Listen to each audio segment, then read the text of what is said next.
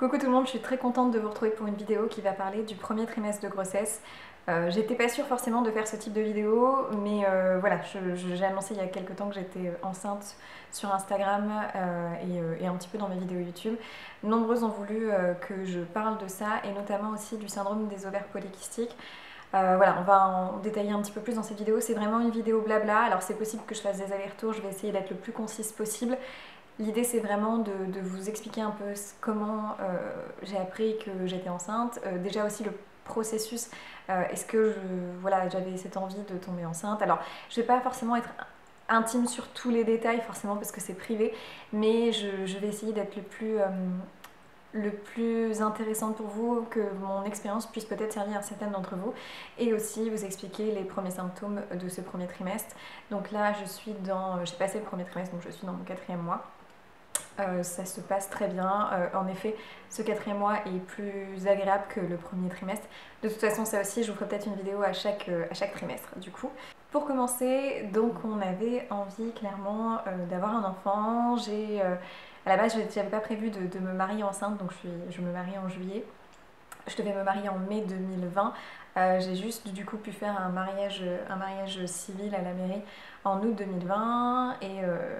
Et voilà, et déjà à ce moment-là, on voulait déjà avoir un enfant. Pour être complètement sincère, ça fait un petit moment que j'ai arrêté la pilule. Ça doit faire depuis mars 2019, mars-avril. Alors je me souviens parce que j'étais en vacances en fait. Donc ça fait plus de 2 ans maintenant. Pour celles qui ne le savent pas, plutôt, j'ai le syndrome des ovaires polykystiques.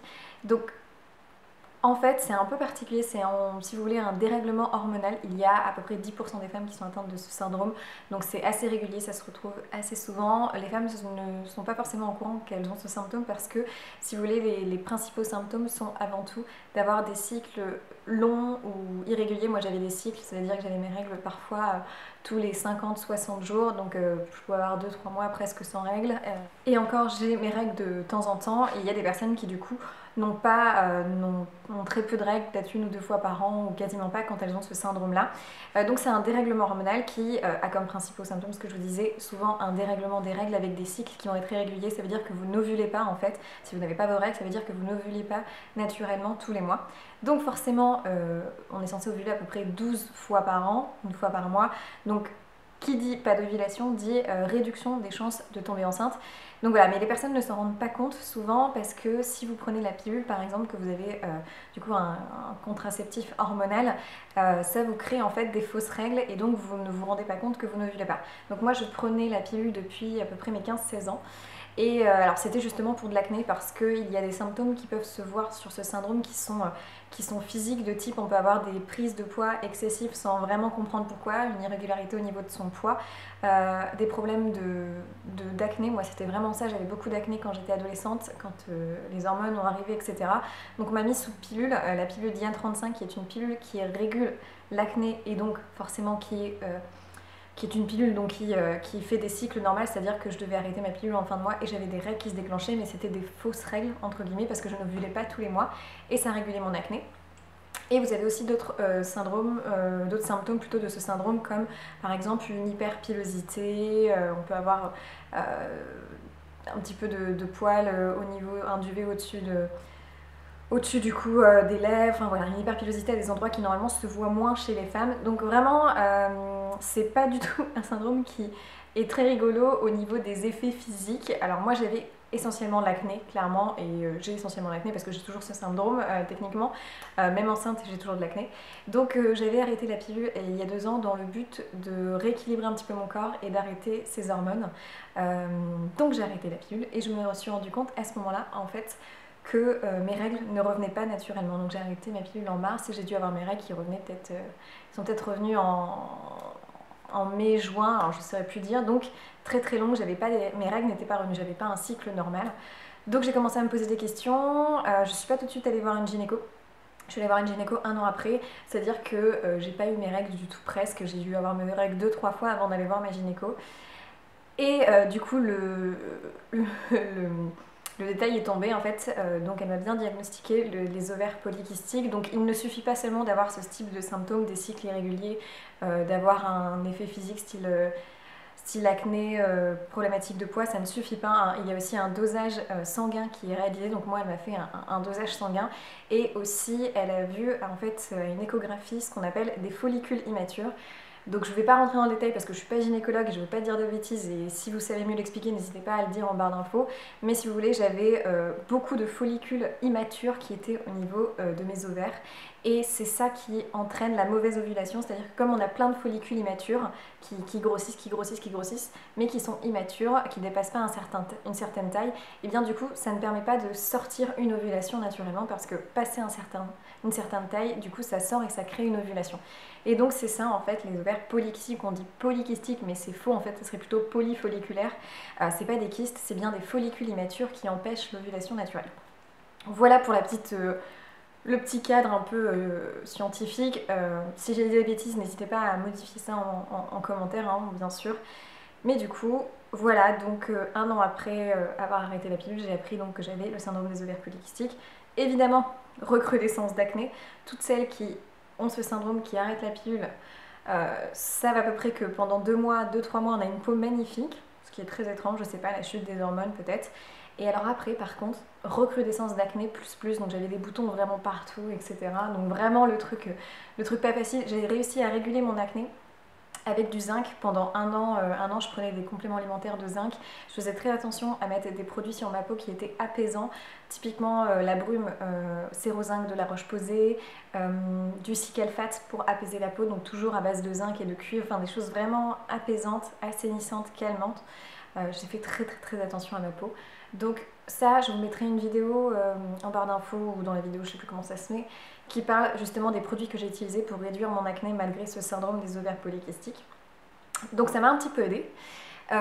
Suite au rendez-vous avec ma gynécologue, j'ai eu du coup une aide aussi en complément alimentaire dans le but ce coup-ci d'ovuler. Donc à partir de mars 2020, s'est posé la question de se dire pourquoi est-ce que du coup je ne tombais pas enceinte.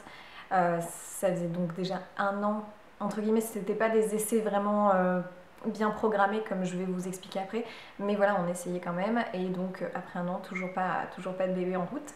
Donc elle m'a donné, tout d'abord après avoir découvert que j'avais le syndrome des ovaires polykystiques avec une prise de sang, l'échographie et du coup mes cycles très longs, elle m'a donné des compléments alimentaires qui s'appellent Zitolia.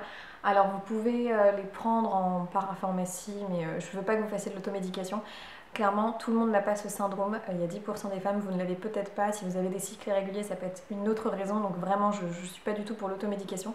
Moi, c'est vraiment parce qu'on m'a fait ces examens qui ont permis de déceler ce syndrome. Sinon, vous ne l'avez pas forcément. C'est pas parce que vous avez de l'acné que vous avez ce syndrome, ça ne veut rien dire. Mais je pense que c'est intéressant par contre de prendre un rendez-vous pour connaître un peu plus si vous êtes sujette à ce type de dérèglement, pourquoi vous avez des cycles irréguliers, etc.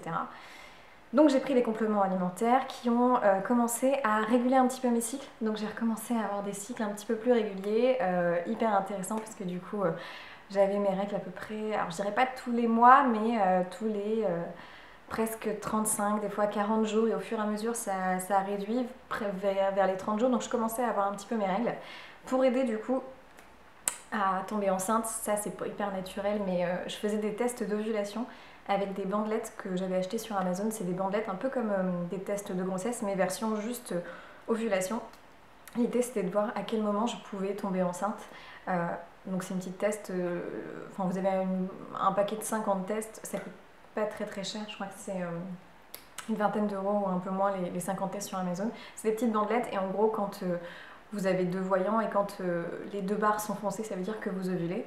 Moi c'était un peu difficile, c'est-à-dire que j'étais jamais très sûre de bien ovuler, parce qu'en fait le problème c'est que même si vous ovulez avec ce syndrome, parfois vous n'avez pas une ovulation de très bonne qualité, et donc qui ne permet pas de faire un enfant en fait, voilà, parce que l'ovulation n'est pas de bonne qualité. Donc c'était un peu qui tout double, ça pendant plusieurs mois, voire années du coup, enfin plutôt presque 1 an, c'est-à-dire que du coup on a commencé tout ce processus en mars et je suis tombée enceinte en janvier. Donc j'arrive à la partie qui va le plus vous intéresser. Mais du coup en janvier je suis tombée enceinte parce qu'en fait j'étais complètement relaxée, et là c'est vraiment un cliché. J'entendais beaucoup de mes amis me dire « mais tu verras, c'est quand tu y penseras le moins que tu tomberas enceinte », sauf que je pense que vous voyez bien ce que je veux dire, quand on a ça en tête, qu'on sait qu'en plus c'est un peu de notre faute parce que mon mari du coup n'avait pas de problématique de son côté et que je savais très bien que j'avais ce dérèglement hormonal et que je savais très bien que c'était moi, je faisais pipi sur des bandelettes pour voir si j'ovulais pas toujours très bien, je m'aidais d'applications comme l'application Clou qui permettait de suivre mon cycle et l'application Femometer qui est donc les bandelettes que je commandais sur Amazon. Enfin vraiment j'étais focus là-dessus. En plus de ça, bah forcément j'ai appris en mars que j'avais ce syndrome-là, donc ça me trottait en tête en même temps qu'on a appris qu'il y avait le confinement et donc j'ai appris par la suite que mon mariage était annulé, mon mariage de mai 2020, du coup décalé en juillet 2021. Donc c'était un tout, en fait j'étais pas du tout dans un bon mood. Mais comme on a pu se marier en août, on s'est dit banco, on tente le voyage de noces en janvier. Donc on est parti aux Maldives. C'était notre voyage de noces avant la grande fête finalement, mais on s'est dit on le tente parce qu'on sait pas quand les frontières seront à nouveau ouvertes, est-ce que ça va se refermer, etc. Donc on l'a tenté et franchement on a bien fait parce qu'on a pu partir sans trop de problèmes. Donc voilà, ça, on est hyper content et c'est une grosse chance. Et à ce moment-là, lorsque j'étais là-bas, je me suis complètement relaxée. Mais quand je vous dis relaxée, je crois que c'était vraiment le cliché de la femme qui ne pensait plus du tout à tomber enceinte, etc. Enfin, j'avais la chance d'avoir un mari qui n'était pas du tout pressant là-dessus, qui me laissait tranquille, qui dit ça arrivera quand ça arrivera, mais vraiment moi ça me triturait l'esprit, je pense que vous pouvez voir. Pour vous dire, j'avais même pris rendez-vous en AMP, en assistance médicale à la procréation, donc c'est une clinique en fait qui aide pour avoir des enfants. Donc j'avais même pris rendez-vous là-bas, donc après 1 an et demi on s'est dit on va quand même prendre rendez-vous.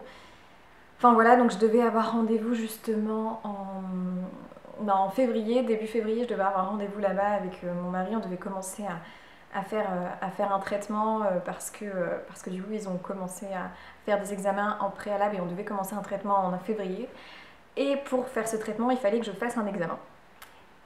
Ça devait être le lundi d'après et je devais aller en AMP le lundi si vous voulez et j'attendais mes règles pour faire cet examen. Pour faire l'examen il me fallait à tout prix mes règles, je vais pas aller dans le détail et en fait ce qui s'est passé c'est qu'elles ne sont jamais arrivées et bon ok j'avais des cycles irréguliers mais ils commençaient à être un peu plus réguliers.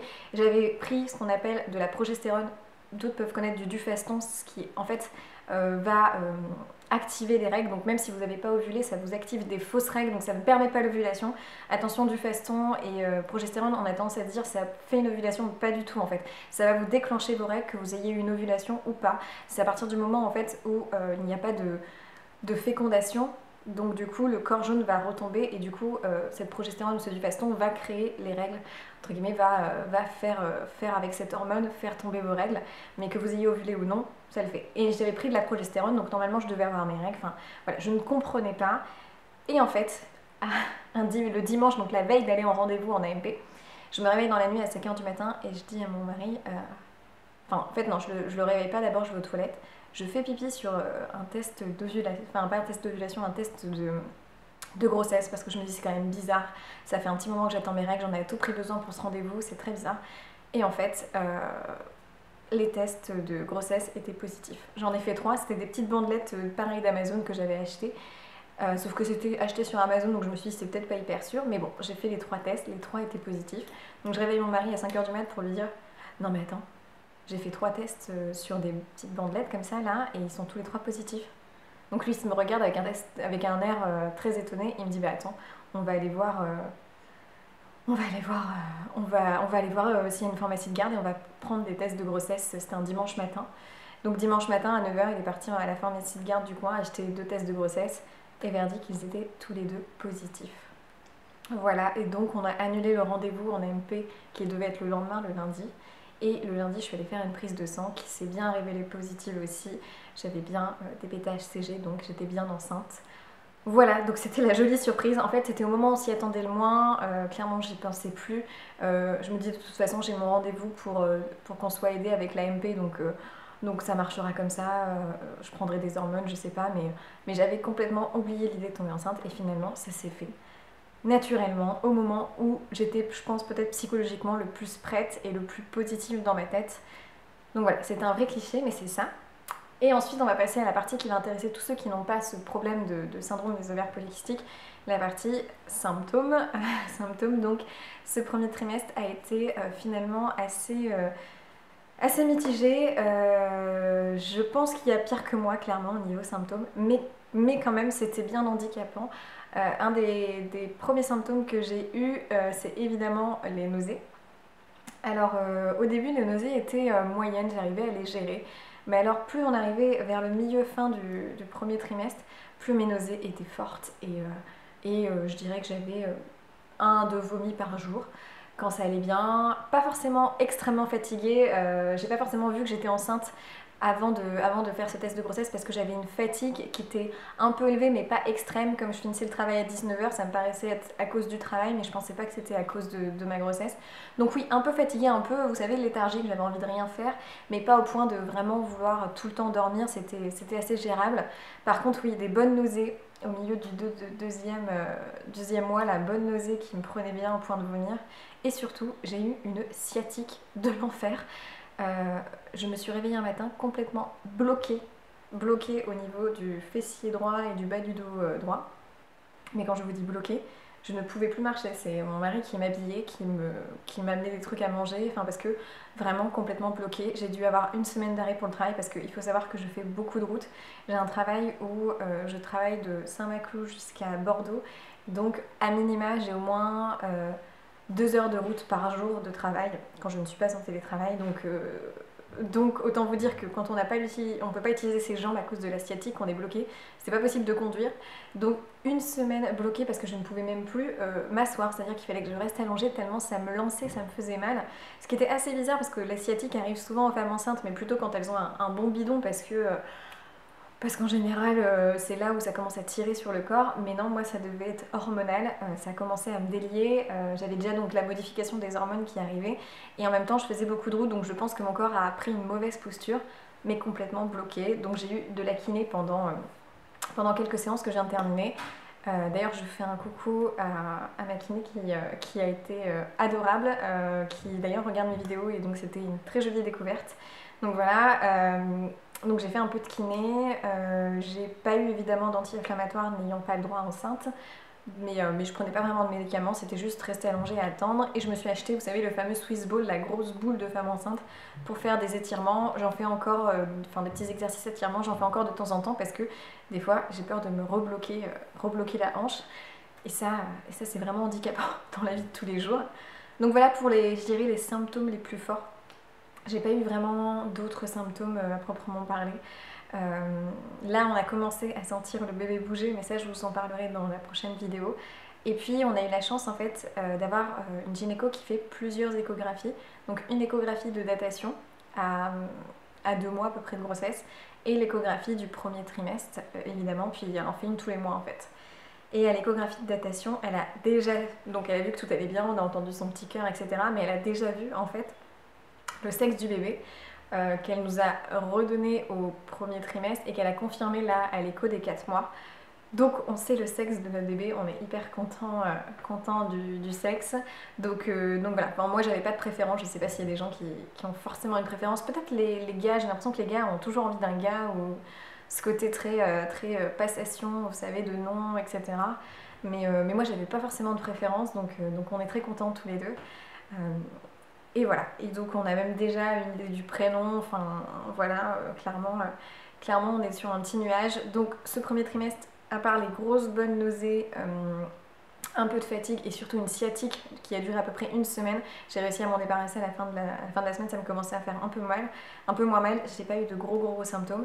Pour info, j'ai toujours pas mal d'acné, c'est très compliqué à réguler, notamment quand on est enceinte parce que j'essaie d'utiliser que des produits bio ou naturels mais qui n'ont pas d'huile essentielle. Donc j'utilise beaucoup de choses si vous voulez à base de le Cicaplast, je continue à utiliser à base de zinc, des choses très douces. Mais bon, c'est difficile d'agir vraiment sur les imperfections en eux-mêmes sans utiliser des produits un petit peu plus asséchants, un petit peu plus à base d'huile essentielle. Donc on fait comme on peut. Donc ça, j'espère que ça va se calmer parce que sachez que pareil, j'ai pas pour l'instant les magnifiques cheveux. J'avais des cheveux plus gras pendant le premier trimestre. Ça commence à aller mieux maintenant, mais pareil, peau plus grasse, cheveux plus gras, peau des jambes très sèches. Enfin vraiment que des trucs pas du tout agréables. Je peux pas dire que j'ai vécu une grossesse sublime où j'avais... mais mon premier trimestre, je peux pas dire que j'ai vécu pour l'instant... le côté glow de femme enceinte magnifique, je l'ai pas, peut-être là qu'on rentre dans le deuxième trimestre. Mais par contre j'avais des envies, et j'ai toujours des envies un peu étranges, Forcément, qui dit nausée, bah, j'avais envie de rien manger, d'écœurant. Typiquement les trucs, les beignets, les machins, ça me dégoûtait. J'avais envie de choses fraîches, le cliché un peu de fraises, de petites salades, de choses comme ça.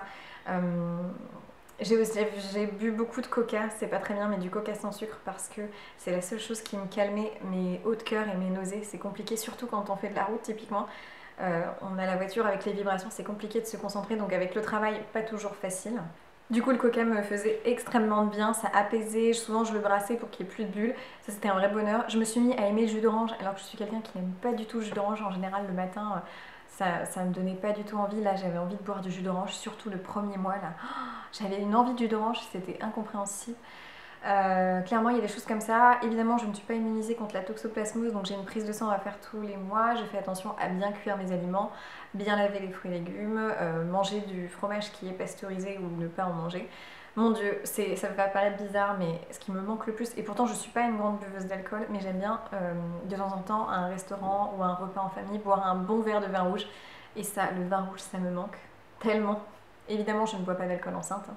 Donc voilà, je me dis chanceuse pardon, parce que j'accouche en octobre et donc je pourrais faire les fêtes de Noël normalement. Voilà, je serai plus enceinte, donc je pourrais boire un peu à Noël, au Nouvel An. Je pourrais manger des choses mi-cuites à Noël, du saumon fumé, ce genre de choses. Donc je suis contente de ça. Par contre, j'ai une passion pour les apéricubes et les vaches qui rient. Enfin, voilà, en fait, les clichés sur la femme enceinte sont un peu vrais. Clairement, j'avais vraiment le cliché un peu fatigué, envie de vomir, envie de manger des fraises, des choses qu'on a envie de manger qui sont incompréhensibles. Mais par contre, mon premier trimestre a fait que j'ai perdu 2 kilos. Je suis déjà pas très grosse, j'ai perdu pas mal de poids et j'avais perdu encore 2 kilos parce que, à force d'avoir la nausée, il n'y avait rien qui me donnait envie à part un peu de coca, ce genre de choses, mais ça nourrit pas. Donc clairement, on se sent un peu fautive aussi parce qu'on se dit mince, cet enfant il n'a pas les valeurs nutritionnelles utiles à cause de moi parce que j'arrive à rien manger, mais en même temps ben, le problème c'est que si on mangeait un truc trop gras, tout de suite après je vomissais, donc c'était pas, je vous passe les détails dégoûtants, mais c'était pas du tout agréable et c'était pas sain non plus de ne pas garder les aliments. Donc je grignotais un petit peu, il n'y avait pas grand chose qui me donnait envie franchement, à part un peu de granola. Des fois je mangeais du granola à la cuillère. Mais c'était un peu compliqué à manger et donc on culpabilise un peu de ça. J'avais perdu 2 kilos et là, ça y est, j'ai repris mes 2 kilos. Pendant mon 4e mois, j'ai repris mes 2 kilos et là, j'ai un petit peu plus faim. Il m'arrive le matin de me lever, d'avoir encore ce côté un petit peu, vous savez, un petit peu nauséeux, mais plus léger. Pas du tout handicapant, c'est-à-dire que je ne vomis plus, ce qui est déjà cool. J'ai quand même un regain d'énergie, je sens que j'ai envie de faire plus de choses, je suis plus créative, je suis moins stressée aussi. J'avais beaucoup peur faisant de la route de la fausse couche, clairement.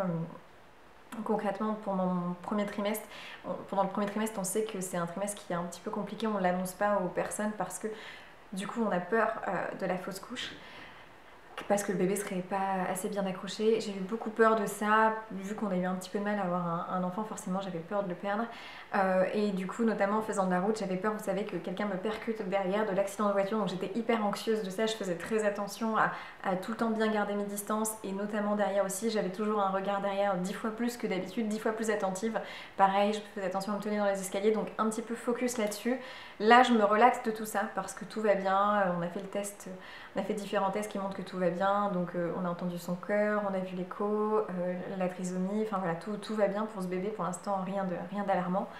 Donc je commence à me relaxer, mais c'est vrai que j'avais beaucoup peur de la fausse couche, notamment d'un accident de voiture qui causerait ça, qui taperait dans mon bassin et qui créerait un décollement et donc potentiellement la perte du bébé. J'ai pas eu de perte de sang ni rien, donc très bien. Après, j'avais pas d'angoisse particulière, mais c'est vrai que c'est normal, je pense, quand on l'attend autant, de focaliser sur les moindres petites peurs. Là, je commence à me relaxer, je me dis, il n'y a pas de raison, ça se passe bien.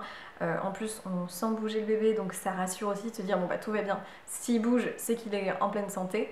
Enfin, on estime ça, il est peut-être serré, mais au moins il est en pleine santé. Au niveau du bidon, premier trimestre, du coup, comme je vous ai dit, j'ai perdu 2 kilos, donc pas de bidon, clairement. 0, 0, 0 bidon, rien de visible, ventre presque aussi plein. À la fin du premier trimestre, on commence à avoir un petit bidon, mais c'est pas folichon. Par contre, là, il est bien sorti, je peux vous le dire. Là, ça y est, il commence à bien se voir. Je peux plus fermer mes jeans, je mets un chouchou pour aider à fermer mes jeans entre le petit bouton de fermeture et l'ouverture du bouton. Là je mets un chouchou pour fermer mon jean pour m'aider parce que ça devient compliqué, ou je mets des robes longues pour être à l'aise. Donc pas de bidon vu que j'avais perdu 2 kilos. Clairement ça se voyait pas au premier trimestre, et on n'a pas attendu la fin du premier trimestre pour l'annoncer à nos proches. Forcément on avait envie de le dire très très rapidement, donc on l'a tout de suite annoncé finalement, je dirais un peu avant l'écho de datation, un peu avant les 2 mois, on l'a annoncé à nos familles, donc nos parents. Pas tout de suite nos grands-mères, mes grands-mères j'ai attendu, nos grands-parents on a attendu la validation de l'échographie de datation, donc on a attendu presque le premier trimestre. Mais sinon, à tous mes parents, nos parents, nos frères, on l'a annoncé un petit peu avant, enfin voilà, 1 mois et demi, 2 mois, parce qu'on était trop contents. Et on l'a annoncé avec une petite enveloppe en fait. On a fait croire qu'on leur redonnait des faire-part, vu qu'on a décalé notre date de mariage. On a donné des faire-part de mariage, on leur donnait le faire-part avec la nouvelle date de mariage. Et en fait, quand ils ouvraient, c'était un petit papier qui annonçait que voilà, ils allaient accueillir un nouveau membre, enfin plutôt un nouveau membre de la famille on va y arriver, plutôt qu'un nouveau membre allait arriver dans la famille en octobre. Donc ils s'y attendaient pas du tout. À chaque fois les invités ouvraient la lettre et regardaient et se disaient mais pourquoi il y a ça? Et puis petit temps de compréhension. J'ai pas filmé ça, je regrette un peu de ne pas avoir filmé ces moments-là, mais quand on est dedans, en fait, on est tellement content de voir leur réaction. Nous, on a vraiment fait en petit groupe, c'est-à-dire nos parents séparés, ensuite nos frères. L'idée, c'était vraiment de voir chacun des réactions. Par contre, le problème, c'est forcément, par exemple, mes grand-mères, je les ai annoncées il n'y a pas si longtemps que ça, et c'était par téléphone à cause du Covid. Elles sont en Picardie, et moi, je suis à Nantes, donc pas possible d'aller les voir, donc c'est un peu le problème. Mais je m'estime heureuse d'avoir pu quand même voir mes parents, etc. en février pour leur annoncer. Donc voilà, clairement, tout le monde est hyper content. Dans nos familles, en plus, on est le premier à avoir un petit enfant pour nos parents. Chacun, on est le premier des enfants. Donc c'est la bonne nouvelle. Et puis voilà, je réfléchis. Je vous ai parlé de l'attente, de comment on l'a pris, des symptômes, et puis comment on l'a dit à nos proches. Et je crois que c'est tout. Donc j'ai hâte de vous faire la vidéo du 2e trimestre, qui peut-être sera moins longue, je pense, très sincèrement, parce que là c'était vraiment pour mettre un contexte de cette attente. Mais pour le 2e trimestre, je pense que ça sera moins long, vu que je vais simplement vous parler des symptômes et des petites choses autres. N'hésitez pas à me dire, vous, si vous avez eu des symptômes particuliers pour votre premier trimestre. Mais sachez en tout cas que je pense sincèrement à tous les futurs parents qui espèrent et qui attendent un enfant avec beaucoup d'envie. Pour qui c'est compliqué, je pense bien à vous, parce que même si nous ça n'a pas duré très longtemps, le peu de temps que ça a duré, c'est 2 ans, enfin c'est 1 an et demi, presque 2 ans, ont paru interminables psychologiquement, parce que je sais à quel point quand on voit ces règles arriver ou le test de grossesse négatif, ça déprime et ça met dans un mood vraiment je vais jamais y arriver, et malgré tout je sais à quel point vous êtes courageux derrière, vous essayez de comprendre. Moi j'ai jamais autant appris sur mon corps et sur mes cycles depuis que j'ai eu ce syndrome, parce que du coup je voulais vraiment comprendre et essayer de résoudre le problème, mais on peut pas toujours avoir la main sur tout, donc je sais à quel point c'est difficile de lâcher prise. Je vais pas vous donner le conseil qu'on m'a dit de dire, de lâcher prise, de relax, parce que c'est pas parce qu'on le veut que ça se fera. Clairement c'est un moment bien propice, c'est si vous partez en vacances, si vous êtes dans une construction de maison, dans un truc qui vraiment vous prend la tête, peut-être que là vous arrêterez, mais c'est pas si facile que ça, donc je vais pas vous donner ce conseil là. Tout ce que je vais vous dire, c'est de pas vous faire trop violence à vous-même, de vous écouter et de vous dire que clairement, vous faites de votre mieux. Et si vous faites de votre mieux, vous n'avez rien à vous reprocher, que ça soit, entre guillemets, vous ayez l'impression que c'est vous qui avez le problème, ou votre conjoint, ou votre conjointe, ou voilà. Voilà, peu importe, l'important c'est d'être ensemble et de se sentir soutenu. Moi j'ai eu la chance d'avoir un mari qui était très à l'écoute, alors que pourtant des fois je pleurais, mais des trucs... Enfin voilà, ça paraît disproportionné par rapport à des gens qui attendent depuis 10 ans, mais... Peu importe si vous avez l'impression que votre douleur n'est pas comprise par les autres, l'important c'est que vous soyez à l'écoute de vous-même, que vous soyez ensemble là-dedans et que vous vous écoutiez l'un l'autre. Et voilà, et je croise très fort les doigts pour vous tous. Et puis pour celles qui n'ont pas envie d'être maman et qui aiment juste regarder cette vidéo pour connaître un peu plus les gens, et grand bien vous fasse. J'espère que vous avez appris des choses. Et pour celles qui ont le syndrome des ovaires polykystiques, sachez qu'il y a différents niveau aussi un peu de ce syndrome, donc peut-être que certaines auront très facilement des enfants si elles veulent tomber enceintes, d'autres qui mettront plus de temps et qui auront besoin d'une aide médicale. Voilà, moi j'étais entre les deux, j'avais besoin de compléments alimentaires, mais pas au point d'aller en AMP vraiment, mais par contre j'ai quand même mis 1 an et demi avant que ça vienne naturellement. Il n'y a pas de logique. Chacun est différent. Je conseille d'aller voir un médecin quand vraiment on a des doutes sur ce qui nous arrive dans notre corps, mais aussi de pas forcément juste écouter les médecins. Il faut aussi écouter son corps. Moi, il y a des choses que j'ai pas écoutées. On me donnait de la progestérone tous les mois pour déclencher des fausses règles et en fait, je la prenais plus. Je faisais juste attention à bien prendre mes compléments alimentaires, à faire attention à réguler mon cycle, voir quand est-ce que mes règles allaient tomber, mais je la prenais pas systématiquement et finalement, je regrette pas parce que j'ai bien fait de m'écouter. À force, apprenez à vous connaître et vous serez plus à l'aise avec comment réagit votre corps parce que c'est pas une mécanique automatique, chacun est différent. Voilà, enfin bref, je vous envoie plein de bonnes ondes, quoi qu'il en soit, écoutez-vous et puis j'ai hâte de vous retrouver pour d'autres vidéos qui seront pas que sur la grossesse évidemment, mais aussi une autre vidéo je pense sur le deuxième trimestre de grossesse, donc qui sera pas tout de suite, qui sera au moins dans 2 mois et demi. Voilà, je vous souhaite plein de bonnes choses et du coup, je vous dis à dans une prochaine vidéo. Ciao!